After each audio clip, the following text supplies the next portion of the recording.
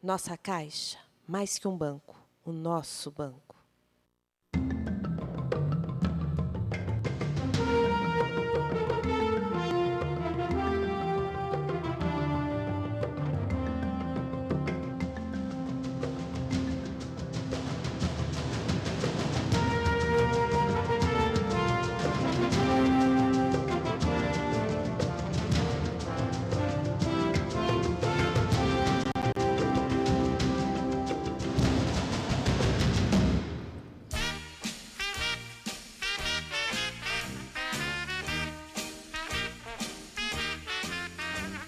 Olá, hoje o Contraponto recebe 2 casais de magistrados, isto é, marido e mulher, ambos juízes. Vamos começar? O senhor é piloto de avião e, pelo que sei, já proporcionou, desembargador, à sua mulher, doutora Fátima, um lindo passeio nas nuvens, com direito a pane elétrica e tudo mais. Conte-nos sobre o romantismo desse passeio a 2. Bem, a pane foi, com detalhes, infelizmente ou felizmente, não sei explicar, logo no primeiro voo. De cara, assim? De cara. Agora só me conte, o senhor estava assim de gravata borboleta, como o senhor está hoje, assim? Não. Não? Eu estava vestido de roupa esporte, digamos assim, fantasiado de piloto. E fomos voando, o dia estava agradável. Como hoje, assim? Como hoje, ensolarado, tranquilo. Atmosfera calma. Pela manhã? Pela manhã. Como o voo que eu faço é visual, quanto mais cedinho, melhor, porque a atmosfera está calma, não esquentou ainda. Quando esquenta, começa a chacoalhar. É mesmo? Chacoalha bastante. Não, desculpe, eu vou só parar. Por que isso não... Porque o avião é pequeno e voa baixo. Baixo que eu digo em relação aos grandes aviões comerciais. Quer dizer, o senhor levou a doutora Fátima para voar baixo? Para voar baixo. Sem gravata borboleta? Sem gravata borboleta. Tá certo. Para que nós pudéssemos ver a paisagem. Estava tudo sob controle, eu flapeei o avião, pousei e iniciei a corrida para a decolagem. Quando fui recolher o flap, não recolheu. Eu olhei para o painel, tudo escuro. Ai. Não tinha rádio, não tinha luz de sinalização e o meu flap não funcionava mais. Pedi a ela, eu falei, olha, agora eu preciso de sua ajuda. Eu não tenho rádio, não tenho nenhuma comunicação com o solo e eu preciso que você veja se há algum avião mais abaixo. Porque segundo as regras da aviação, quem está mais baixo tem preferência. Uhum. E sabe que tinha um mais baixo. Então eu tive que fazer outro circuito, totalmente flapeado, o avião fica difícil de controlar, porque ele não ganha velocidade. E aí a doutora Fátima já tinha percebido? Ela já tinha percebido que eu estava, digamos assim, transpirando um pouquinho mais do que o costumeiro, porque o avião não tem ar-condicionado, né? Essa também. É um daqueles aviõezinhos que o pessoal chama de teco-teco. Deus.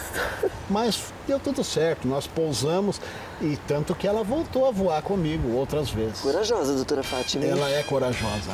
Foi romântico o passeio nas nuvens, no escurinho da pane elétrica, doutora? Foi a primeira adversidade que a gente teve que enfrentar juntos, então acabou sendo romântico, porque no final das contas deu tudo bem, tanto que eu voltei a voar com ele. Em seguida ele passou para passeios de motocicleta, então ele gosta muito de pilotar motocicleta, eu até prefiro, acho que é mais seguro. O tombo eventualmente é menor. Né, e a senhora vai direto no moto? Ele diz que a senhora vai. Eu vou, eu acompanho de moto.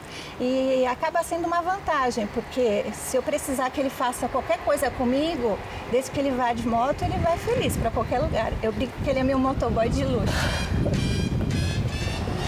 O senhor sustenta que o juiz é escravo da lei.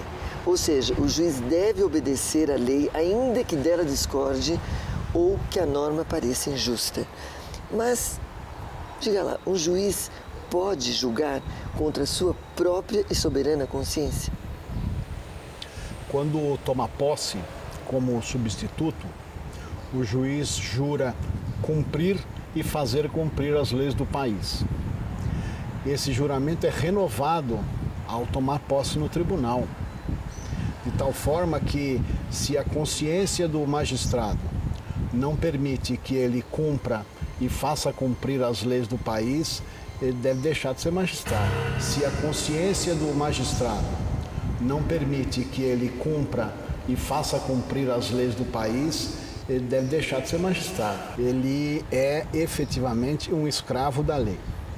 Se a lei lhe parecer injusta, o que ele deve fazer, no meu entendimento, é fazer propostas ao legislativo para que a lei seja alterada.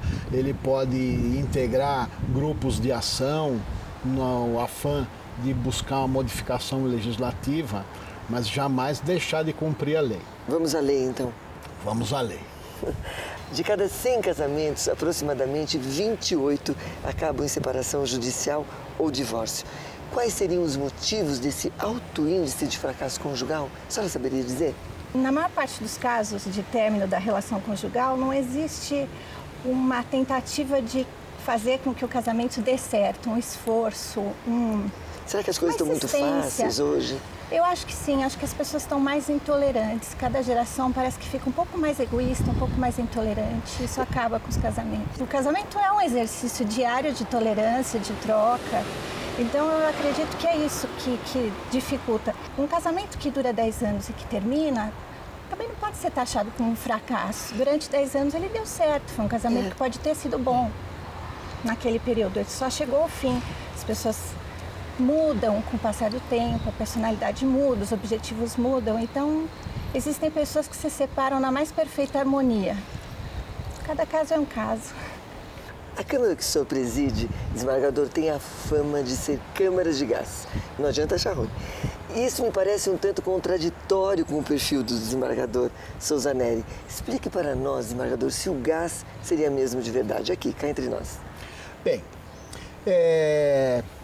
parece efetivamente haver uma contradição entre o homem José Orestes e o juiz José Orestes. Mas não há, não.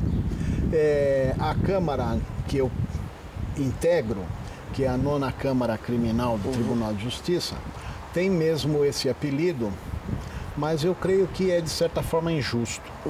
O que nós fazemos lá é absolver quem tem de ser absolvido e condenar quem tem de ser condenado. O fato é que, no momento de interpretar a lei, nós somos mais rigorosos, a nossa interpretação é mais conservadora. O juiz é, por definição, um defensor do sistema. O juiz não é um revolucionário. O juiz não é um revolucionário. O juiz está lá para manter, como se diz, o equilíbrio e a paz sociais.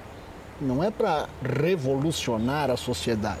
Mas ganhamos esse apelido, não o repudiamos, não. Mas desembargador, o perdão judicial passa por lá? Passa. Sempre que for caso de perdão judicial, passa. O que não passa é o princípio da insignificância. O princípio da insignificância vale para a doutora Fátima Mazo? E na relação do casamento, nas briguinhas do dia a dia, conta ou não conta o princípio da insignificância? Eu não acredito no princípio da insignificância, nem na esfera penal, nem na esfera do casamento. Então é muito aplicado o princípio da insignificância no crime de furto, porque se entende que um objeto de pequeno valor não tem tanta importância. Então se fala muito disso, de um ladrão de galinha, um ladrão de coisas pequenas, não poderia ser apenado. Mas o juiz tem na lei recursos para aplicar uma pena diferente para quem subtrai uma coisa pequena e para quem subtrai uma coisa de valor maior. Então, eu entendo que não é necessário aplicar o princípio da insignificância. Na verdade, ele contraria o dispositivo penal que tipifica a conduta de subtrair o que é do outro, independentemente do valor. Se não pertence, não pode ser tocado, não pode ser mexido. Isso é um princípio que eu entendo que tem que ser respeitado. E a questão do pequeno valor também é importante, porque o que é pequeno valor para mim não é de pequeno valor para uma pessoa que ganha um salário mínimo, uma pessoa que faz uma faxina durante um dia para ganhar R$50. Então a pessoa trabalha o dia todo, acorda 4 horas da manhã, trabalha até às 6 para ganhar R$50. Quem sou eu para dizer que R$50 é uma quantia pequena? Quem sou eu para dizer que R$50 é uma quantia pequena? Acredito até que o princípio da insignificância é elitista, porque mede o valor das coisas de acordo com uma régua que é diferente para cada pessoa. E no casamento também não acredito no princípio da insignificância, porque eu acho que o casamento é feito de pequenas coisas no dia a dia. Então são assim, pequenos gestos de carinho em momentos especiais conquistam, reconquistam durante os anos. E assim como pequenos defeitos acabam incomodando também. Uma coisa pequena pode ser considerada insignificante, mas se repetida pode acabar minando uma relação. Então eu não acredito definitivamente no princípio. Mas será que esse seu jeito, essa sua pinta assim, de artista, né, gravata borboleta, que é incomum, né, na magistratura, ou eu diria singular até, será que esse jeito não veio da sua época que o senhor atuava no departamento jurídico da empresa do Grupo Silvio Santos? Pode ter contribuído, sim. A interpretação que eu faço desse meu jeito de ser é que na minha infância eu era muito tímido. Sempre tive muita dificuldade de me comunicar com as pessoas e eu meio que inventei este jeito para combater e vencer a timidez, que me atrapalhava muito em todas as coisas que eu queria fazer. É uma máscara, um personagem que eu criei para mim e que acabou se tornando a minha personalidade efetiva. Ou talvez, desembargadora, a máscara tenha sido a timidez. E agora o senhor é o que é. Talvez tenha sido isso. Eu era um menino inseguro e agora sou um homem inseguro. Então, fiquei assim desse jeito, meio engraçado, meio esquisito.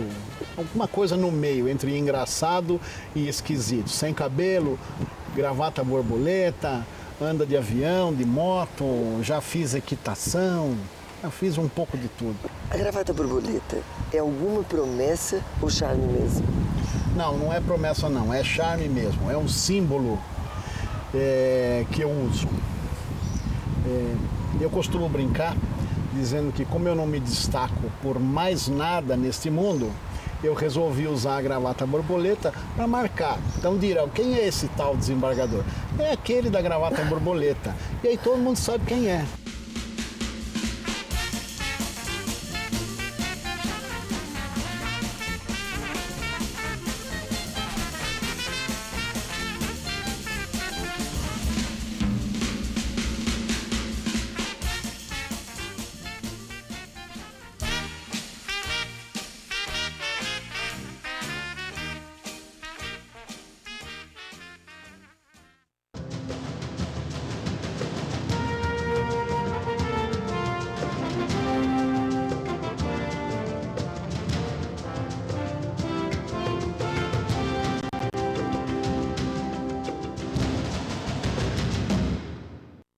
Nossa Caixa, mais que um banco, o nosso banco.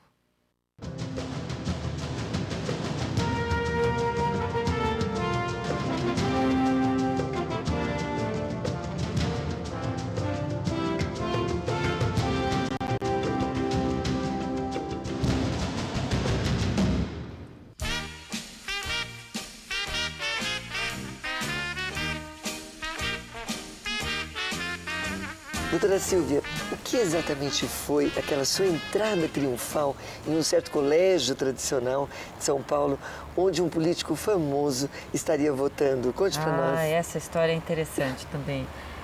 Eu estava trabalhando como auxiliar na 5ª Zona Eleitoral. Sim. E o juiz eleitoral pediu que nós fôssemos a um determinado colégio, ao Sacré-Cœur, se eu não me engano, e porque lá estaria votando um político candidato naquela oportunidade, e só para observar se tudo correria tranquilamente. Então nós fomos, eu e mais um colega. E esse colega muito mais experiente, hoje já desembargador, veio no carro o tempo todo, olha, vamos entrar discretamente, tira o seu crachá de juiz eleitoral, vamos entrar despercebidos naquele ambiente. Nisso começou a chover. E aquela chuva forte, aquela chuva de São Paulo, né? Bem intensa, terrível. Bem terrível.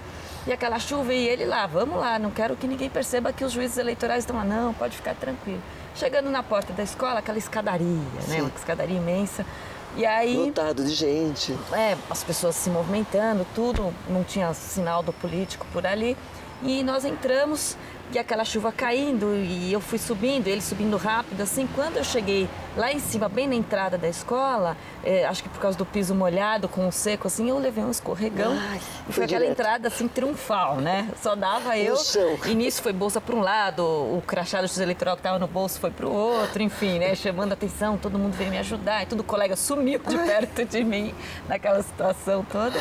E nisso, sim, foi uma questão de segundos. Foi eu levantar e o político chegar com toda a imprensa, flashes, Nossa, câmera. Foi uma fração de segundos que eu escapei. Quanto ao senhor, doutor Valdir, não deixou por menos. Conte-nos sobre aquela traumatizante audiência onde o senhor estragou o terno do ilustre advogado. Pois é, realmente traumatizante. Nos detalhes também, hein? Foi a minha última audiência na jurisdição na área da família. Foi por isso que o senhor largou o civil? Não, não foi. Minha área, o meu contato com a área criminal, minhas preferências vêm desde o banco escolar. Mas até então não aconteceu nada disso, né? pois é. Estava fazendo uma audiência extremamente complicada, extremamente tensa. Família, né? A área de família. Na audiência anterior, envolvendo as mesmas partes, eu tive que trocar a escrevente. É porque mesmo? ela, muito sensível, acabou sendo envolvida por Se aquele emocionou. clima e tal. Terminada a colheita da prova, as partes se manifestaram em alegações finais, o promotor, já estava tudo pronto para o Redondinho. processo ser sentenciado. Uma questão de perfeccionismo, eu dei uma olhada na tela do computador e vi um erro de digitação. Sim. E fui apontar o erro na tela para a escrevente, era a primeira audiência dela. Não sei se ela se sentiu constrangida, foi se afastar e chutou. O botãozinho do estabilizador desligou e o autossalvamento não estava ligado. Ai, perdeu tudo. Perdemos tudo. Aí o advogado de uma das partes, gentilmente dizendo que entendia de informática, ele deu a volta na mesa para me ajudar, ou ajudar a escrevente a tentar verificar se tinha um autossalvamento e tal, Sim, para recuperar todo né? aquele trabalho perdido. E eu fui puxando a minha cadeira para próximo do computador. E não vi que o pé da cadeira enganchou na mesinha onde Nossa, havia que café e água. Olha, foi um estrago. A hora que eu percebi que a mesinha estava caindo, eu fui tentar segurar e, na realidade, eu acabei dando um tapa no copo d'água e na xícara de Deus! café. A hora que eu olhei do lado, o advogado estava com um blazer branco e era uma verdadeira cachoeira de água misturada com café. Foi inesquecível. Fora o vestido da moça que tinha bolas. Foi Bom, desembargador, fala a verdade. Inesquecível, Foi por isso que o inesquecível. senhor saiu do civil. Da família, pelo menos, foi. Desembargador, o senhor apoia a lei quando ela permite que nas eleições empreiteiras e bancos façam doações a candidatos? Isso não cria vínculos entre empresas e governantes? No ambiente democrático, não é razoável admitir que um determinado segmento social fique alijado do processo eleitoral. O principal no ambiente democrático é garantir a soberania da vontade popular, ou seja, o voto livre e esclarecido. E a nossa legislação, apesar dos nossos contrastes sociais, dos nossos condicionamentos, né, do sistema político eleitoral, ela traz, sim, algumas regras que permitem a participação, mesmo daqueles que detêm um poder econômico diferenciado, de modo a garantir, dentro do possível, a legitimidade do pleito. O que nós precisamos buscar é uma legislação cada vez mais bem elaborada no sentido desse controle. Nós não podemos ter preconceito da atividade político-eleitoral. Nós não podemos ter preconceito da atividade político-eleitoral. A atividade político-eleitoral, ela foi e sempre será complexa. E nesse contexto deve ser elaborada a estruturação do nosso processo eleitoral. O financiamento público exclusivo seria o ideal para as campanhas eleitorais brasileiras? Não me parece que seria o ideal. As campanhas eleitorais exigem um dinheiro muito alto e, em termos de dinheiro público, seriam quantias que poderiam ser focadas para outras necessidades do cidadão, como saúde, educação, habitação, enfim. Nós temos hoje mais de 130 milhões de eleitores no país, uma das últimas estatísticas do TSE. No projeto de lei consta uma previsão de R$ 7,00 por eleitor. Isso daria aí por volta de R$ 1 bilhão. É dinheiro, hein? É muito dinheiro se tratando de dinheiro público. E talvez não seja suficiente para as campanhas eleitorais, porque o dinheiro gasto nessas campanhas é extremamente elevado. Então, me parece que seja a solução mais acertada. É saudável fundar o sistema eleitoral brasileiro essencialmente no financiamento privado, como ocorre nos Estados Unidos? O debate está aberto. As opiniões se dividem entre financiamento exclusivamente público, financiamento exclusivamente privado, o nosso sistema é misto. O sistema eleitoral americano é baseado principalmente no sistema distrital. Sim. E lá dá Diferente do nosso. Nós temos aqui alguns contrastes sociais que, embora nós tenhamos um regramento razoável, nós não temos aí talvez um desenvolvimento muito grande no aspecto social da democracia. O mais razoável hoje é perseguirmos, né, dentro da nossa realidade institucional, jurídica, política, um aperfeiçoamento do nosso sistema para que possamos dominar, dentro do possível, as influências negativas a partir do poder econômico e criar uma consciência política, né, no eleitor, para que ele possa exercer o seu voto de uma maneira livre e esclarecida. Eu estou vendo que o senhor frisa bastante essa questão do razoável, não é? Pois é. Aliás, nos debates jurídicos dos quais eu participo normalmente, eu friso muito a razoabilidade. Me parece que é essencial, né? Nós estamos precisando muito hoje. Para equacionarmos os nossos problemas sociais. Tá certo. Pois bem, a alteração daquele quadro de poucos doadores, de grandes quantias, para muitos doadores de pequenas quantias, asseguraria, de fato, o fim do vínculo entre doadores e donatários? O fim do vínculo nunca vai existir. O fim do vínculo nunca vai existir. Né? Quem doa certamente com alguma intenção, não necessariamente escusa, algum interesse, que pode ser até legítimo, mas nesse sistema realmente diluiria. Nós teríamos muito... Abrandaria esse vínculo, esse compromisso que depois o político, o partido acaba tendo com os doadores. Realmente abrandaria. Desembargador, será que no Brasil nós podemos dizer que as campanhas eleitorais são transparentes? A nossa legislação já apresenta instrumentos razoáveis para um bom controle do poder econômico e para garantir, né, uma razoável consciência política por parte dos eleitores. Nesse contexto, consideradas as especificidades do nosso sistema, do nosso meio, existe sim uma boa transparência. O problema do controle do poder econômico, ele é extremamente delicado, complicado e muito difícil de ser equacionado. Lá, né? Com certeza. A senhora é diretora de tênis na Pamages. Aliás, venceu o campeonato de tênis da Associação de Magistrados Brasileiros, que eu fiquei sabendo, a AMB. A doutora já jogou contra o desembargador Valdir? Sim, nós jogamos sempre. Aliás, o tênis foi, no início do nosso relacionamento, sempre foi por conta do tênis. No início, eu costumava dizer que a cada 100 partidas eu ganhava uma. Sim. Ele era muito superior a mim e tal. Mas com o tempo, né, a gente vai se aperfeiçoando. E nas últimas 3 vezes que nós jogamos, ele acabou perdendo. Nossa. Eu ganhei, eu já posso dizer tranquilamente que agora ele é meu freguês. Desembargador, é isso mesmo? Foi no tie-break ou no detalhe, como se diz na gíria? Olha, a minha supremacia no tênis familiar sempre foi quase absoluta, mas eu não sei o que aconteceu e ultimamente fui cruelmente suplantado e tive que amargar aí duras derrotas, viu? Então é melhor não contar pra ninguém. Pura competência. Bom, fica entre nós então, não vamos comentar com mais ninguém. Sempre, sem mais.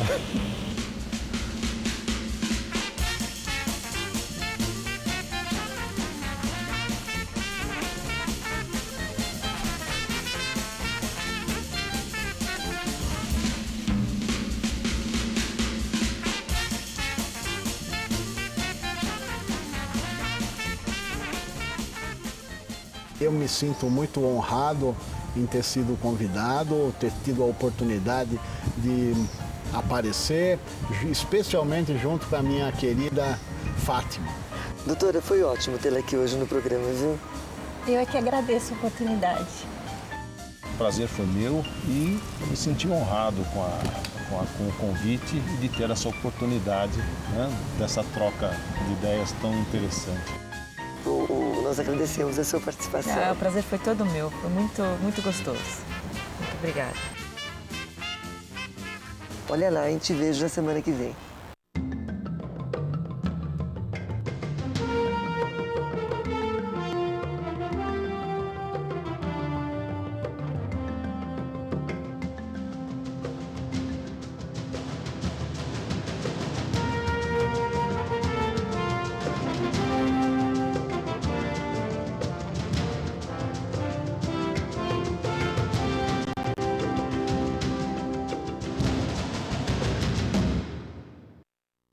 Nossa Caixa, mais que um banco, o nosso banco.